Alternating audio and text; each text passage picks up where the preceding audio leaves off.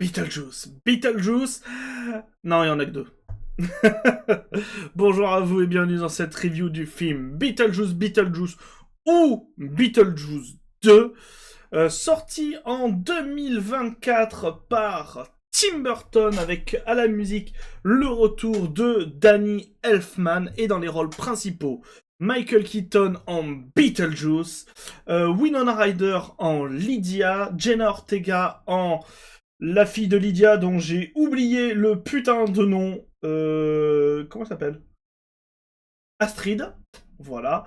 Et ensuite Catherine O'Hara dans le rôle de la belle-mère de Lydia dont j'ai aussi oublié le nom, Delia. Voilà.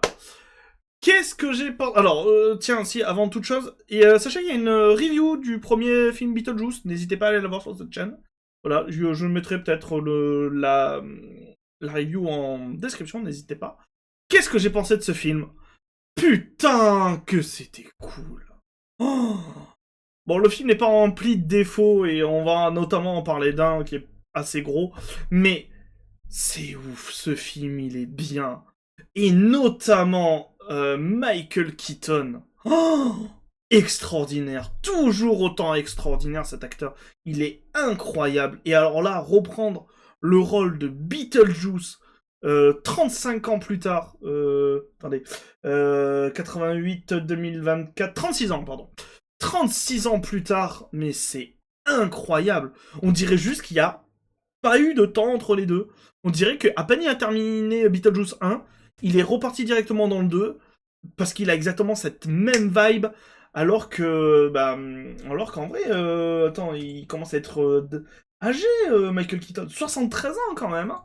Mais il est toujours aussi excellent, c'est incroyable. L'histoire, parce que c'est vrai que je vous ai pas résumé l'histoire, ça se passe 36 ans, du coup, je crois que c'est vraiment pris en compte que ça se passe, genre, du moins, au moins 30 ans plus tard, euh, que le premier Beetlejuice. Lydia est devenue un peu la présentatrice d'une émission type Ghost, Soirée de l'étrange, par exemple, ce genre de choses. En France, on avait ça à la télévision. Et elle est tout de même toujours un peu hantée par le souvenir de Beetlejuice. Pendant ce temps-là, lui, Beetlejuice est toujours malheureusement j'allais dire en enfer, non, mais dans l'autre monde, en fait, où il essaie de gérer sa petite entreprise de bio-exorciste, et lui est toujours rempli d'amour pour Lydia, et cherche toujours à la conquérir. Et le film commence réellement quand Delia appelle Lydia pour lui annoncer que Charles est mort. Alors Charles, si vous ne savez pas qui c'est tout simplement le père de Lydia, qui est mort parce que l'acteur... Alors non, l'acteur va très bien, ne vous inquiétez pas, il est juste en prison pour pédophilie. Du coup, c'est pour ça qu'il revient pas. C'est pour ça que autant il y a plein de personnages qui reviennent du premier, autant lui ne revient pas. C'est normal. Enfin, du coup, toute cette famille, donc Delia, Lydia et sa fille Astrid, vont retourner dans la vieille maison des Maitland, où il va se passer des choses. Je peux pas trop vous en dire parce qu'en vrai, il y a aussi plusieurs sous-histoires qui vont se déclencher, mais voilà. Donc, comme je vous ai dit, j'ai adoré le film. Il est vraiment excellent. Winona Ryder dans le rôle de Lydia. Oh, gros cœur. Jenna Ortega. Ah, oh, gros cœur. Mercredi Adams. Mais sinon, non, très très gros cœur, elles sont parfaites dans ces rôles-là. Comment elle s'appelle? C'est Catherine O'Hara dans le rôle de Delia, et à mourir de rire. Elle, c'est vraiment l'artiste vraiment taré, qui a un grain de folie, qui est excellent. Il lui arrive des gags qui sont très drôles. De toute façon, le film a des gags qui fonctionnent bien. J'ai pas spécialement noté de gags qui ne fonctionnaient pas. Dans l'ensemble, ils fonctionnent tous ultra bien. Il y a des scènes qui, je pense, vont presque devenir anthologiques. Pas anthologiques, mais presque vont devenir mémorables. Je pense à notamment deux scènes. Je suis en train de réfléchir. 2 scènes? Ouais, 2 scènes. La première, c'est la scène, elle est au tout début du film. Donc voilà, c'est pas trop un spoil. C'est la première scène avec Monica Bellucci. Car oui, il y a Monica Bellucci dans ce film, et c'est un défaut. Voilà.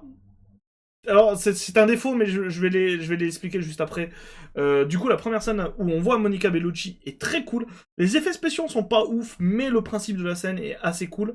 En fait, elle est découpée en morceaux et elle se reconstitue petit à petit son corps. Donc, on voit les morceaux aller vers elle. On la voit se remettre le visage et s'agrafer tout simplement le visage pour qu'il tient. Donc, la scène est très très cool. Il y a un peu un côté gore, mais alors, il n'y a pas d'éclaboussure de sang, rien du tout. Mais vraiment excellente.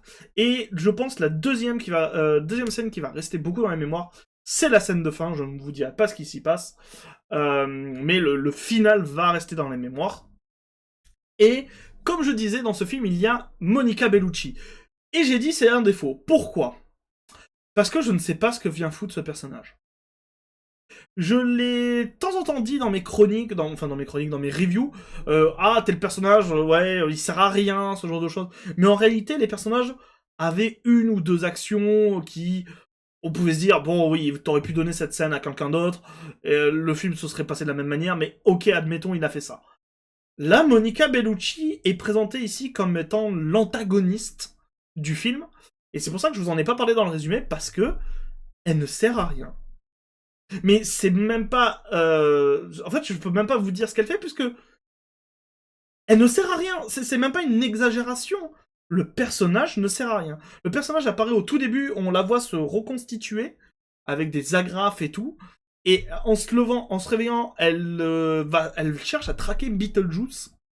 Pendant tout le film, elle ne trouve pas Beetlejuice, et lors de la scène finale, elle arrive, elle ouvre des portes, elle fait Beetlejuice! Et donc on est en mode, ok, donc la confrontation, elle contre Beetlejuice, et elle se fait manger par un serpent de sable. Ouais, désolé, je vous ai spoilé comment elle finit, mais en même temps, c'est littéralement les seules scènes où elle apparaît et on est en mode.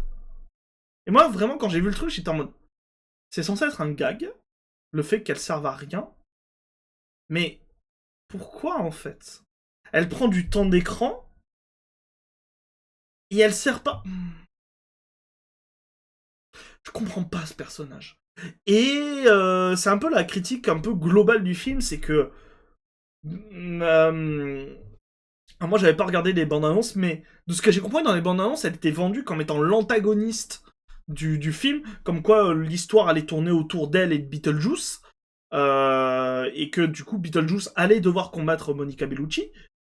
Mais c'est même pas le cas, il se rend compte jamais, comme je l'ai dit, il se rend compte qu'à la fin, et sa mort est un gag puisqu'elle se fait manger par un serpent de sable.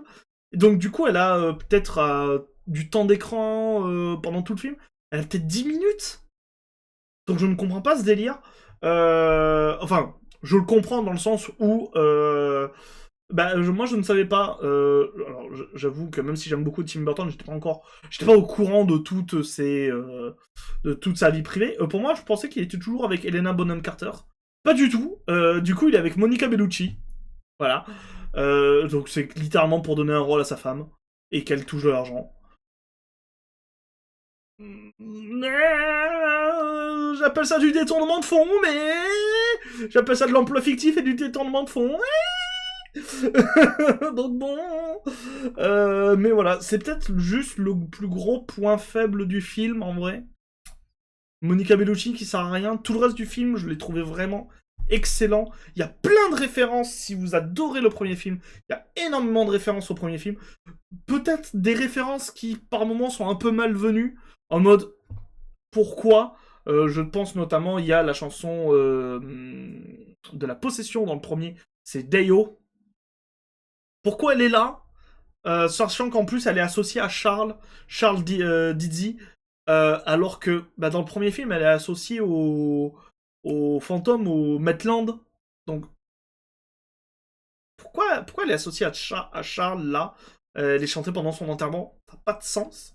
La non-vie est toujours aussi drôle. Le monde de la non-vie est toujours aussi drôle. Et il y a une blague qui m'a fait vraiment beaucoup rire. Peut-être disproportionnellement au fait qu'elle existe. parce qu'en vrai, la blague est pas si drôle que ça, en réalité, mais c'est le Soul Train. Je ne vous dis pas, vous allez voir, si vous voyez dans le film, vous allez voir la scène, mais moi, ça m'a fait mourir de rire. Parce que j'étais en mode, ah, ouais, le Soul Train, ah, et j'étais super heureuse. J'étais en mode, ok, vraiment, c'est drôle. C'est une blague qui m'a fait vraiment énormément rire. Mais sinon, la plupart des blagues viennent de Michael Keaton, donc de Beetlejuice, qui a une répartie, et notamment dès qu'il est avec Lydia et qu'il parle avec Lydia, les deux ont une répartie de dingue. Il y a ouais, il y a des punchlines qui sortent. Beetlejuice brise très souvent le quatrième mur, comme il faisait en fait dans le 1, et c'est super drôle. Il y a... Je suis en train de réfléchir, il y a peut-être... Ah tiens, si, j'ai pas parlé de lui. Il est dans le film, tiens, d'ailleurs. C'est Willem Dafoe. Il y a Willem Dafoe dans le film qui campe un personnage qui est trop bien, qui est très très cool. C'est un acteur qui a toujours joué des rôles de flic, qui du coup, maintenant qu'il est dans la non-vie, joue un inspecteur de police. Et c'est ultra drôle parce qu'avec lui, il y a notamment un immense running gag. C'est que dès qu'il apparaît à l'écran, il y a sa secrétaire qui arrive pour lui donner un café. Il prend le café, il fait merci. Et il boit le café. C'est un running gag que je trouve trop trop drôle. Je ne sais pas pourquoi. Le maquillage peut-être de Willem Dafoe sur sa mort est moyen. Tu sens que c'est du maquillage et tu sens que c'est un accessoire, presque du plastique et tout. Bon, ça rend pas ouf, mais le personnage en lui-même a des répliques qui sont très drôles. Et dès qu'il apparaît à l'écran, il est vraiment très drôle. Il y a quoi d'autre? En vrai, ce film est génial. Vraiment, je suis très étonné du fait qu'il ait réussi à être aussi excellent. Parce que souvent, quand j'ai vu, là, il y a eu plein de revivals de vieux films des années 80-90, et ils sont pas tous excellents. Même si j'avais beaucoup aimé... comment il s'appelle? C'est... SOS Fantôme, l'héritage. J'ai détesté l'Empire de Glace. C'était vraiment pas bien, l'Empire de Glace. Et du coup, ouais, quand j'ai vu qu'ils avaient annoncé Beetlejuice, j'étais en mode... Beetlejuice? Vous allez vraiment refaire revenir Beetlejuice? Et j'étais un peu en mode... sceptique, je suis pas sûr que ça marche. Et non, c'est le film, c'est un succès. Attendez, est-ce que j'ai son box-office? Je sais juste que le film est ultra rentable. Il crève le box-office, de ce que j'ai compris. Nanana. Il a...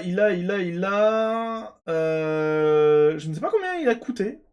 Il a rapporté actuellement, au moment où moi je lis les sources, il a rapporté 153 millions de dollars. Mais je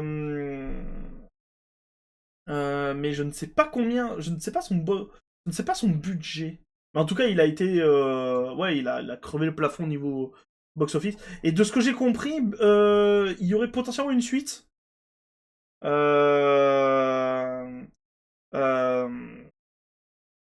Enfin, en tout cas, Tim Burton réfléchirait potentiellement à faire une suite. Moi, je suis très contente de ce qu'est devenu Tim Burton.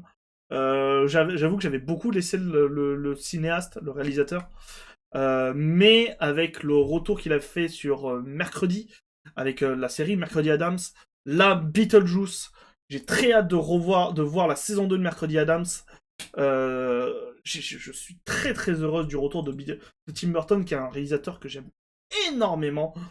J'aime énormément son univers. En fait, j'aime énormément l'univers gothique de Tim Burton. Donc, franchement, ouais, foncez voir Beetlejuice. Vous allez être conquis. Le film est ultra drôle. Le film est ultra quali.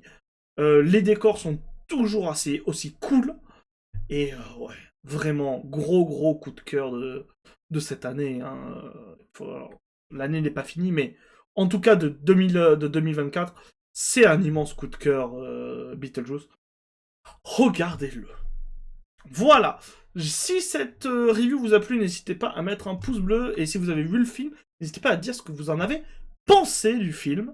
Moi, je vais vous dire à très bientôt pour une nouvelle review. Voilà. C'était Lacrima. Des bisous à vous, des bisous partout. Prenez soin de vous. Prenez soin du rock'n'roll, les gens. Ciao!